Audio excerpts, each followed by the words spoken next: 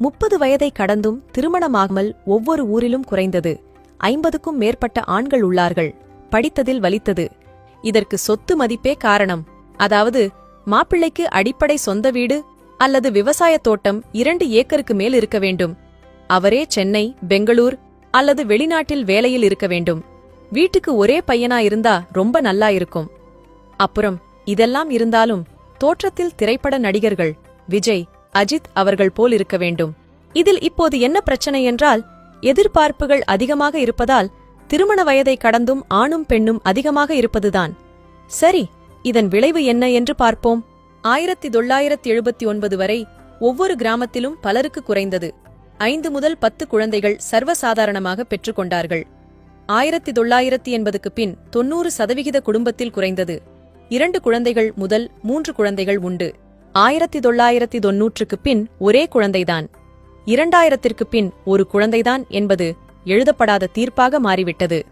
ஆனால் 2010க்கு பின் ஒரு குழந்தையாவது வேண்டும், இறைவா என்று போகாத கோவிலும் இல்லை, பார்க்காத மருத்துவமும் இல்லை என்ற நிலையில் உள்ளோம். இதற்கு அறிவியல் 1000 காரணம் சொல்லலாம். ஆனால் முதல் காரணம் ஆரோக்கியம். 1979 வரை பெண்ணுக்கு 16, ஆணுக்கு 19 திருமணம். உணவு ராகி, கம்பு, சோளம். 1989க்கு மேல் பெண் 17, ஆண் 21. உணவு அரிசி. 1992க்கு மேல் பெண் 18, ஆணுக்கு 24. உணவு பட்டை தீட்டப்பட்ட அரிசி. 2000ற்கு மேல் பெண் 25, ஆண் 30க்குள். உணவு துரித உணவு. 2010க்கு மேல் உணவு மைதா மாவில் தயாரித்த உணவு. வெள்ளை சர்க்கரை பயன்பாடு அதிகம், தரம் குறைந்த எண்ணெய் என மனித இனம் நோய் மற்றும் மலட்டுத்தன்மையின் தாக்கத்தில் இருக்கிறோம். இந்நிலையில் 28க்கு மேல் 35 வரையில் பெண்கள் அதிகளவில் இருக்கிறார்கள்.